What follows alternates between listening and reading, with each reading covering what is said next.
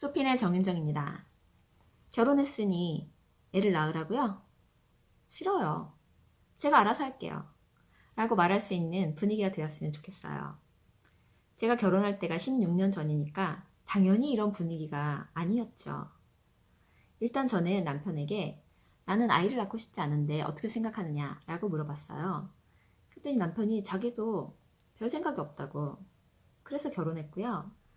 제가 결혼한 지 1년쯤 됐을 때 시집에 가서 시어머니에게 아이를 낳지 않는 거에 대해서 어떻게 생각하세요? 라고 말했더니 이기적이라고 생각한다. 그게 끝이었어요. 지금까지 한 번도 아이의 아자도 언급을 하지 않으셨고요. 저희 친정에서는 엄마와 할머니께서 얘가 하나는 있어야지, 엄마라는 소리를 한 번은 들어야지 라고 몇 번 하셨어요. 그리고 그게 끝이었습니다. 그런데 오히려 제가 30대 중반까지 교회를 다니고 있었는데요. 오히려 교회에서 시달림을 엄청 받았어요. 사람들이 가장 흔하게 하는 말, 자, 너랑 남편이랑 지금은 허니문이라서 좋지? 하지만 그게 오래 가지 않아. 길어야 3년? 아니면 5년. 그 다음에 허니문이 끝나면 너 어떡할래? 네 남편이 널 사랑하지 않을 텐데? 그럴 때 아이가 있어서 너와 남편을 이어주는 거야, 다리처럼. 까불지 마. 애 낳아. 라고 위협을 하거나 또는 너 하나님께서 성경에 생육하고 번성하라고 명령을 내리셨는데 네가 뭔데 애를 안 낳냐? 라고 또 다시 위협을 하거나 또 나이가 좀 많으신 분은 저한테 아무렇지도 않게 너 멍충이야? 라고 욕도 하셨고요. 그리고 조금 나은 경우는 야, 내가 너처럼 아이가 없었잖아. 근데 체위 수정을 해서 이렇게 지금 튼실한 아들을 낳았어. 그러니까 너도 해봐. 너도 나처럼 노력을 해. 라고 제가 묻지 않았거든요. 한 번도. 부러워한 적도 없는데 와서 저를 설득하는 거예요.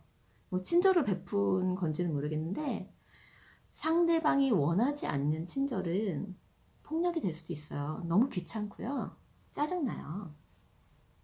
네, 그렇게 한 3, 4년을 들들 볶이다가 제가 마음이 살짝 변할 뻔도 한 적이 있는데 뭐 어떻게 하다 보니 지금까지 무사히 제가 원하던 삶을 살고 있어요.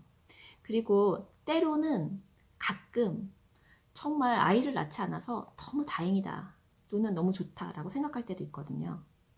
그래서 혹시 결혼을 했는데 아이를 낳지 않겠다고 저처럼 생각하시거나 또는 뭐 주변에 압력이 혹시 있으신 분이라면 참고가 되셨으면 좋겠어요. 결혼해서 애가 없어도 전혀 사람들이 말하는 문제는 없는데요. 그리고 제가 혹시나 싶어서 사람들이 또 이런 말 하잖아요. 너 네가 항상 젊을 줄 알아? 네가 나이 들어서 늙고 병들면 그래도 자식이 있어야 병원 손잡고 병원도 가고 너를 돌봐주지. 쓸쓸하다니까? 이렇게 하더라고요. 그래서 제가 저희 대학원 다닐 때 그 대학원 교수님, 마리 교수님이 계셨어요. 그분도 60 정도였는데 아이가 없으셨죠? 그래서 저도 애가 없는데 지금은 괜찮은데 나이 들면 좀 생각이 바뀌나요? 라고 물어봤더니 전혀 아니라는 거예요. 자기는 지금까지 남편하고 30년 이상 너무 잘 살아왔고 그리고 그 아이가 없는 거에 대해서 한 번도 불편함이나 이렇게 허전함을 느껴보지 않았다는 거죠. 오히려 만약에 자기가 아이를 낳았는데 이 아이를 사랑하지 않으면 어떠냐고 또 저랑은 다른 생각으로 말씀을 하시더라고요. 그래서 알겠다고. 그래서 저도 여러분에게 이 영상을 통해서 말씀을 드리는 거예요. 내가 지금은 아이를 낳고 싶지 않지만 결혼을 생활을 하다가 보니까 혹시 문제가 생기진 않을까?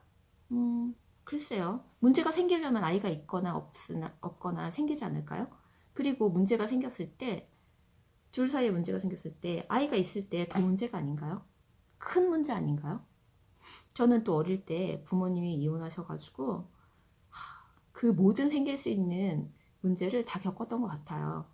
공주처럼 자라도 봤고 소공녀 생활도 해봤습니다. 그래, 그게 뭐 영향을 미칠 수도 있겠죠. 하지만 그게 다는 아닌 것 같아요.